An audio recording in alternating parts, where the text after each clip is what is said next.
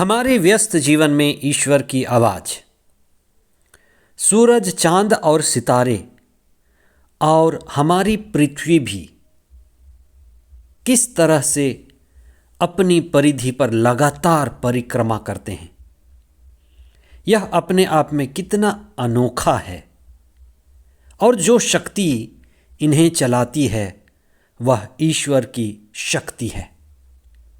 इस पृथ्वी पर कितने ही ऐसे मांसाहारी जीव हैं जिन्हें एक दिन के खाने के लिए 1 क्विंटल से ज़्यादा मांसाहार की ज़रूरत पड़ती है और उतना मांस उन्हें मिल जाता है। एक छोटी चींटी जो एक दाना खाती है उसे अपना दाना मिल जाता है।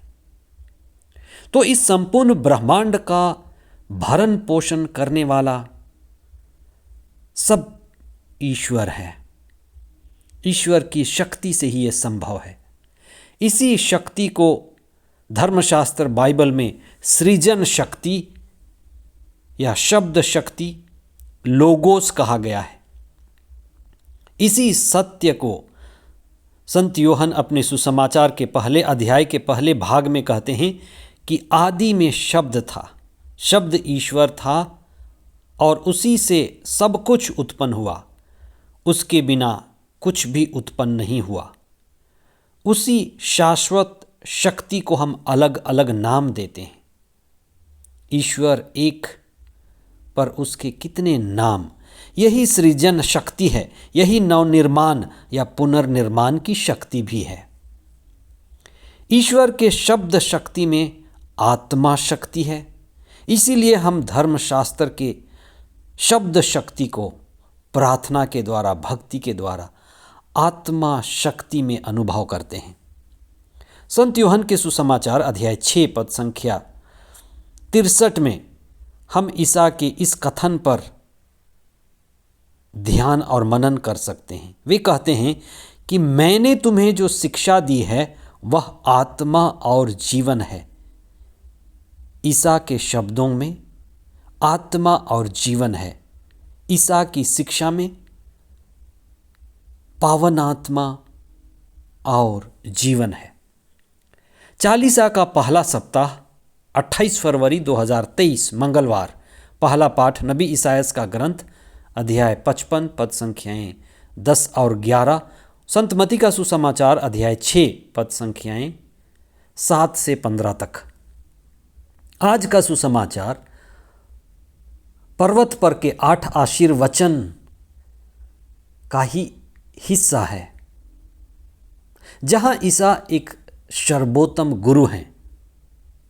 वे पुराने व्यवस्थान के महानबी, नेता मूसा से भी महान हैं। नए व्यवस्थान के सद्गुरु हैं जो हमें ईश्वर से जुड़ने की सबसे महत्वपूर्ण शिक्षा देते हैं कि हम प्रार्थना कैसे करें, कि हम ईश्वर से कैसे जुड़ें। और यह बात हम स्वयं ईसा के मुंह से सुनते हैं।